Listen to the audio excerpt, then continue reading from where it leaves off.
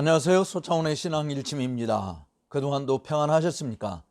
저는 5주간의 케냐 선교지 사역을 마치고 무사히 귀국해서 여러분들 앞에 다시 서게 되었습니다.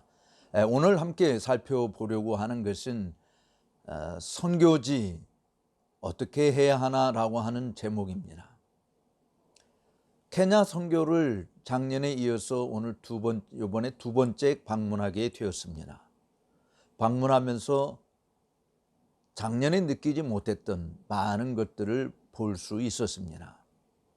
제가 7번의 설교와 총 40시간의 강의를 4주 동안 감당하고 한 주 차 타고 오고 가는 이런 시간과 잠시 쉬는 한 3일 정도 포함해서 그거 빼고는 총 4주 동안에 40시간 강의 그리고 7번의 설교 등을 했습니다. 여러 교단의 목사님들을 만났습니다. 앵글리칸 교회 목사님들, 또 델리버런스 교단의 목사님들, 또 AIC 교단의 목사님들, 그리고 그 교회 지도자들을 만났고요. 그리고 제 생에 한 번도 해보지 않았던, 한국에서 해보지 않았던 오순절 교회단에 가서도 그곳 교회 지도자들에 대한 재교육에 관여를 했습니다. 제가 이번 케냐 선교지를 방문하면서 물론 제 단편적인 시각일 수도 있습니다만은 정말 안타까운 일들이 많았어요. 작년에도 물론 안타까운 일들이 많았었는데 가장 안타까운 것이 지도자들의 무지입니다. 한마디로 자질이 없는 지도자들이 교회를 이끌고 있는 일들이 너무 많다라고 하는 것입니다. 그나마도 이번 세미나에 참석했던 또 목회자 재교육 프로그램에 참석했던 사람들은 그래도 배우려고 하는 열정을 가지고 참석을 했습니다마는 상당수가 성경에 대한 지식, 신학적 입장에 대한 올바른 지식이 전무하다는 데 놀랐습니다. 생각보다 교회들은 많았습니다. 엄청난 교회당 수들이 즐비하게 있었습니다. 물론 오지에 들어가 보면 상황이 좀 다르겠습니다만은 제가 갔던 지역은 물론 나이로비 수도에서 이틀 강의를 했었던 거 빼고는 대부분 다 나이로비에서 3시간 내지 7시간 이상 차를 타고 멀리 가야 하는 지방에 있는 곳들이었습니다. 그러나 오지라고 말을 할 수는 없었어요. 그렇지만 제가 거쳐간 이 지역, 차 타고 가는 동안에 시골에 지나는 길목에 곳곳에 세워져 있는 예배당을 많이 보았습니다. 그 예배당 안에서 성도들이 모여서 예배하고 하나님을 섬기는 일을 할 텐데 그곳에서 가르쳐지는 내용이 무엇일까? 선포되고 있는 내용이 무엇일까? 라고 하는 생각을 하면서 매우 가슴 아픈 시간을 가졌습니다. 왜냐하면 제가 만나본 앞에서 열거한 그러한 분들의 만남을 통해서 받은 인상은 정말 성경을 한 번도 읽어보지 못한 지도자들이 태반이다라고 하는 것이에요. 아니 어떻게 하나님의 말씀을 전하는 자로 세움을 입은 목사들이 성경을 일독도 못하고 있는 상황에서 설교를 할까? 그렇다고 한다면 그들의 설교는 도대체 무엇을 전하는 것일까? 그야말로 오순절의 영향이 많이 있어서 그런지 모르겠습니다만은 목사님들의 설교문이 제대로 준비되어 있는 것은 제가 보지를 못했고요. 그냥 설교를 하는데 열심히 자신들의 말로 정말 말들은 참 잘한다라고 하는 생각을 했습니다.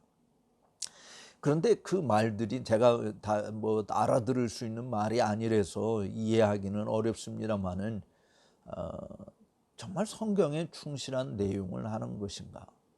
물론 기본적으로 넓은 의미에서 복음주의자들이 말하는 것처럼 예수 그리스도를 믿어야 천당 간다, 죄사함을 받는다, 영생을 선물로 얻는다, 예수님이 인간의 몸을 입고 오셨다, 우리를 대신해서 십자가에 못 박혀 죽으셨고 사흘 만에 다시 살아나셨다, 그리고 하늘에 올라가셔서 이제 성령님을 보내주시고 그분이 다시 오실 것이다, 뭐 이런 기본적인 내용들이야 말하겠죠. 그렇지만 성경 본문이 말하고 있는 내용들을 자세히 풀어 증거하는 일들을 함에 있어서는 상당히 역부족이지 않았겠는가라는 생각을 해보게 됩니다. 물론 제가 가서 이번에 가르쳤던 내용은 성경신학의 일부분이었습니다. 구속의 역사와 또 족장들의 이야기와 그리고 또 그 하나님의 구원을 이루기 위한 창조, 타락, 언약 이런 부분들을 강의했고요. 그리고 또 다른 곳에 있어서는 칼빈주의 5대 교리 튤립에 대한 강조도 했고요. 그리고 17세기 청교도들의 목사론, 이 목사가 어떤 사람인가 이런 부분도 강의를 했습니다. 물론 뭐 설교를 제외하고 강의에만 주로 그런 내용들을 전달을 했습니다만은 문제는 성경을 어느 교단에서는 교단 목회자들이 모인 곳에서 제가 너희들 말로 된 성경을 좀 읽어보라라고 이야기했는데 목사가 그 성경을 제대로 읽지를 못해, 익숙하지를 못한 것이죠. 옆에서 통역한다고 제 말을 통역한다고 영어는 그래도 곧잘 하는 것 같아서 통역을 한다고 하는데 성경의 내용에 익숙하지 못하니까 제가 이야기한 성경 구조를 즉시 말을 못하고 본인이 읽지도 못하고 또 다른 사람한테 대신 좀 읽어달라고 이야기하기도 하고, 그래서 굉장히 당혹스러웠던 경험을 사실은 하게 되어졌어요. 물론 뭐 그것이 교회의 전부가 그렇다라고 단정 지을 수 있는 표본은 아닙니다. 그렇기 때문에 함부로 말할 수 있는 것은 아님을 여러분들에게 다시 밝혀드립니다. 어쨌든 저는 여러분들의 기도와 지원에 힘입어서 정말 이번 케냐 선교 여행도 제 아내와 함께 잘 다녀왔는데 아내는 정말 힘들어 했습니다. 처음 접해본 아프리카 땅이었고 모든 시설이나 환경이나 언어나 모든 것 자체가 정말 전혀 다른 곳이었기 때문에 굉장히 무서움증이 많았던 제 아내는 정말 마음이 편하게 있지는 못했어요. 그렇지만 또 그들이 하나님의 말씀을 받고 그 말씀에 반응하고 하는 이런 모습들을 보면서 함께 기뻐하고 즐거워했습니다. 저는 케냐를 방문하면서 정말 이 목회자들의 재교육, 그리고 주일학교 선생님들 교육, 이 부분과 더불어서 강조해야 될 부분이 신학교 교육이다라고 하는 것을 깊이 절감하게 되었어요. 그래서 저를 인도했던 한 선교사님과 또 그분이 관계하고 있는 그 지역 교회의 감독, 그리고 리더들, 지도급 인사들을 만나서 대화를 나누면서 이곳에 정말 성경을 제대로 가르치고 또 우리의 신학과 신앙이 무엇인지 그 틀을 제대로 말해줄 수 있는 그런 신학을 가르쳐 줄 수 있는 학교가 정말 필요하다라고 하는 인식을 같이 하게 되었는데요. 학교가 없는 게 아닙니다.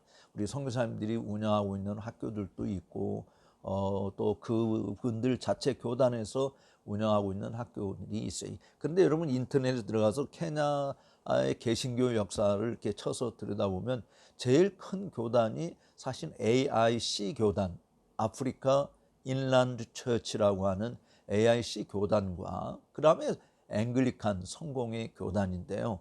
이 두 교단의 성공회에서 성공회 지도자들을 양성하는 학교가 세인트 폴 유니버시티인데 제가 작년에 거기 가서 성경론에 대해서 특강을 한 적이 있었습니다. 근데 이번에는 그곳을 가지 않았는데요. 학교가 너무 에큐메니컬하고 자유주의 신학을 가르치는 곳이라서 정말 그 제대로 된 개혁주의 신학을 배울 수 있는 것이 없다라고 하는 것이거든요. 그래서 이번에 그 성공회 목회자들 훈련을 시키는 티카 지역이라고 하는 곳에 그 목회자들을 교육시키는 신학 교수님 한 분을 만났는데 자기는 학교에서 신학 공부하면서 칼빈주의에 대해서는 한 번도 들어본 적이 없다는 겁니다. 그래서 제가 사실 그들의 칼빈주의 5대 교리에 대해서 이야기하면서 그들은 정말 그 신선한 충격을 받고 우리 성공회 내에서도 개혁주의 신학을 가르치는 그런 학교 교육 커리큘럼이 필요하다라고 정말 사정하는 와서 도와달라고 하는 그런 부탁을 여러 번 받게 되었어요. 물론 뭐 제가 갈 수 있는 형편이 되어서 그곳에 머물 수 있다고 한다면 좋겠습니다만은 또 그럴 수 있는 상황이 아니어서 어쨌든 제가 하나님이 허락하시는 한 종종 와서 너희들에게 필요한 것들을 가르치겠다라고 이야기는 했습니다만은 정말 개혁주의 올바른 개혁주의 신앙 고백서 자체가 없으니까 성공에는 39개 조항 신앙 고백서가 있지 않습니까? 자기는 있음에도 불구하고 그 가르치지를 않는 거예요. 본인들이 뭐 존 스타트 이야기하고 J.I. 패커 이야기하지만 존 스타트가 가르친 내용들, J.I. 패커가 가르친 그런 내용들을 습득을 했느냐? 아니죠. 이름만 가지고 우리 앵글리칸도 그래도 개혁주의를 사랑하는 교단이다라고 이야기할 뿐이지 실제로 앵글리칸 교회 가서 제가 예배에 참석하고 설교를 했었는데 정말 뭐 너무 황당하기 짝이 없는. 그래서 내가 그 담당 목사한테 사실은 예배 끝나고 나서 호되게 질책을 하는 모습을 질책을 하게 되었는데, 왜냐하면 예배가 제가 작년에 가서 가르쳤던 거 또 그 담당 목사는 한국에 와서 유학에서 총신해서 저 밑에서 배웠기 때문에 제가 충분히 개혁주의 신학이 어떤 거고 예배가 어떤 것인지도 강의 시간에 이야기했음에도 불구하고 전혀 그것과 상관없는 그런 예배가 집전이 되었기 때문에 이렇게 하면 내가 다시는 여기 안 온다 라고 이야기하기까지 했는데요. 어쨌든 하나님이 받으셔야 될 예배가 정말 하나님이 받으시는 예배라고 말하기조차 어려운 상황이 있었어요. 어떤 교회에서는요, 물론 뭐 저는 충분히 그들의 상황을 이해를 합니다만은 성도들이 헌금을 가져오지 않습니까? 옛날에 우리들도 뭐 돈이 없는 사람은 쌀을 가지고 오기도 하고 뭐 감자를 가지고 오기도 하고 계란을 가지고 오기도 하고 닭도 가지고 오기도 했죠. 여전히 여기 케냐의 지방의 교회들도 그렇게 헌금을 하는 경우들이 있더라고요. 그런데 문제는 그 헌금을 하고 예배가 끝나기도 전에 성도들이 예배 끝나고 하면은 다 돌아가기 때문에 그 물품에 대해서 현금화할 수 없기 때문에 예배 시간 한다면서 경매를 하는 거예요. 성도도 앉혀놓고 자 오늘 누가 닭을 갖고 왔는데 이거 얼마 하시겠습니까? 뭐 이렇게 그런 식으로 그 헌물을 현금화하는 일을 예배 시간에 한다고 이야기를 하는 것을 보고 제가 예배 끝나고 정말 그 목사에게 그렇게 하면 안 된다. 예배는 하나님이 기뻐 받으시는 예배, 하나님에게 초점을 맞춰야지 사람들에게 초점을 맞추고, 그리고 이 누가 헌금을 여기 와서 현금화하는 일을 하나님이 하라고 성경 어디에 있냐 이야기를 했습니다마는 정말 안타까운 그런 모습들, 정말 예배가 무엇인지 정말 하나님이 어떤 분인지에 대한 올바른 인식이 있는지 예수 그리스도의 구속의 은혜가 정말 어떤 것인지 제대로 알고 이해하고 섬기는 그런 일들이 얼마나 될까라고 하는 정말 염려스러운 생각을 가지지 않을 수 없었습니다. 따라서 저는 여러분들에게 이 신앙 일침을 통해서 우리가 선교 그냥 퍼주기 선교보다 복음의 진수를 전해주는 선교가 더 필요하다라고 하는 것이죠. 일전에 개혁 콘서트에서 뭐 예전이죠. 지금은 개혁 콘서트 사라지고 없습니다만은 뭐 소는 누가 키우냐 뭐 이런 말이 있었던 것이 생각되는데, 교회 일꾼 누가 키워야 되겠습니까? 교회가 키워야 되지 않겠습니까? 그냥 예배당 지어줘 놓고 실제로 그곳에서 예배도 하지도 못하고, 그리고 목사들도 먹을 것이 없으니까 돈 벌러 다녀야 되고, 그래서 이중직을 할 수밖에 없고, 또 선교사님들에 의해서 보조를 받으면 보조 받는 동안에는 또 일을 하고, 그렇지 않은 그런 경우도 봤어요. 어떤 교회는 지나가는데 어느 선교사님이 지어준 교회라고 이야기하는데, 예배 시간이 다들 보통 이들은 1시간 전부터 모여서 굉장히 열심히 나름대로 준비하고 그러는데, 제가 지나가면서 보니까 문이 밖에 닫혀 있고, 또 예배 끝나고 오면서 봐도 문이 닫혀 있는 이런 모습도 사실은 보았습니다. 우리가 예배당 지어주기보다는 정말 일꾼을 길러내서 그 일꾼에 의해서 복음이 바르게 신실하게 선포되고 가르쳐지고, 그래서 하나님의 교회가 그들 스스로에 의해서 세워지는, 마치 우리 한국의 초대교회의 성도들이 자발적으로 예배당을 세우고 헌신했던 것처럼 그런 모습들이 있도록 하는 것이 필요하겠다. 근데 정말 그렇게 생명수를 전해주는 사람을 만나기가 쉽지 않다라고 하는 것이죠. 그러다 보니까 자연스럽게 케냐처럼 또는 우간다나 뭐 주변의 나라들 마찬가지라고 들었는데요, 이단들이 그렇게 활개치는 곳이 없다라고 이야기하는, 그러니까 참된 복음이 전파되지 않다 보니까, 올바른 신학이 가르쳐지고 있지 않다 보니까 정말 이단들이 기승을 부리는 거예요. 이단들이 뭔 돈이 그렇게 많은지, 우리 나라에서 간 뭐 박옥수 이단이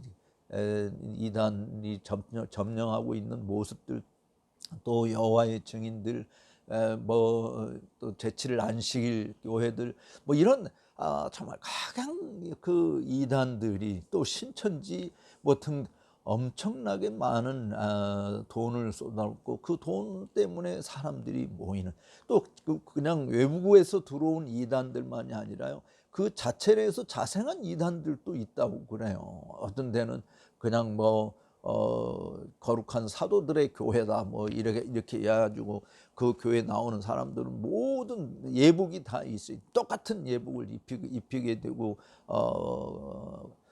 그리고 그곳에서 예배한다고 그러는데, 제가 뭐 가보질 않아서 지나가면서 보긴 했습니다만은, 안에서 어떻게 진행되는지 모르지만 자생적인 이단들도 많은 것이에요. 제가 어느 목사님한테 설교 준비 어떻게 하느냐라고 이야기하니까, 성경 사전 보고 그 다음에 성령께서 가르쳐 주시는 대로 그냥 한다라고 이야기하는데, 참 물론 성령께서 우리에게 직접 말씀해 주시고 깨닫게 해 주시고 한다고 한다면 그것처럼 감사한 일이 어디 있겠어요. 그런데 우리가 목사로서 해야 할 일은 해야 되지 않습니까? 내가 준비해야 될 일은 해야 되지 않습니까? 내가 기도하고 정말 말씀을 준비하고 하는 일들이 필요하지, 말씀 준비 하나도 없고 기도만 하고 성령께서 말하는 대로 말한다 라고 이야기하는 것이, 그것이 올바른 설교가 선포될 수 있겠는가.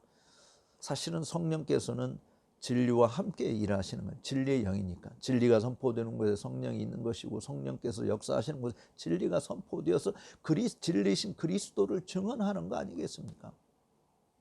근데 물론 책들도 없어요. 그러니까 정말 참고할 만한 자료들도 없고, 다들 지도자들 웬만큼 고등학교만 나와도 영어들은 한다고 이야기하는데, 인터넷 들어가서 얼마든지 나름대로 자료들을 찾아보면서 할 수도 있는데, 어떻게 해야 될지도 모르는 듯한. 그래서 정말 앞서간 그 선배 선교사님들, 서구 선교사님들, 그들이 도대체 뭘 가르쳐 주었는가라고 하는 것을 좀 곰곰이 생각하지 않을 수 없었습니다. 물론 뭐 제대로 가르쳤다라고 믿어야죠. 그렇지만 이탈해 버렸지 않습니까? 뭐 구약 시대 우리 성경을 통해서 알듯이 여호수아와 그의 시대 모든 사람이 다 죽은 다음에는 전혀 여호와께서 이스라엘 백성들을 위해서 행하신 일을 알지 못하는 그런 새로운 사사 시대가 등장하고, 그래서 각자 자기 소견에 오른 대로 일하는 그런 시대가 되었듯이 지금 케냐의 교회의 전반적인 상태가 그런 것이 아닌가. 목사 자기들 소견에 그냥 옳은 대로 하는 것이다 라고 이야기할 수밖에 없는 상황이 되어버렸습니다. 자원의 신앙 일침을 시청해 주시는 여러분, 정말 여러분 선교지에 뭐 아프리카뿐만 아니라 다른 지역도 마찬가지인데 퍼주기보다는 정말 복음의 진술을 들려주는 그런 선교를 통해서 하나님 나라를 건설해가는, 그것이 사실은 뭐 의인 10사람 없어서 소돔과 고모라가 멸망했듯이 이 세계가 그렇게 된다고 할지라도 정말 의인들을 길러내는 그런 좋은 학교, 좋은 교회들이 있도록 여러분들 많이 기도해 주시기를 바랍니다. 서차원의 신앙 일침 오늘 시청해 주신 여러분들께 감사를 드리고요. 나가시기 전에 좋아요, 구독 버튼을 눌러주시면 감사하겠습니다. 고맙습니다.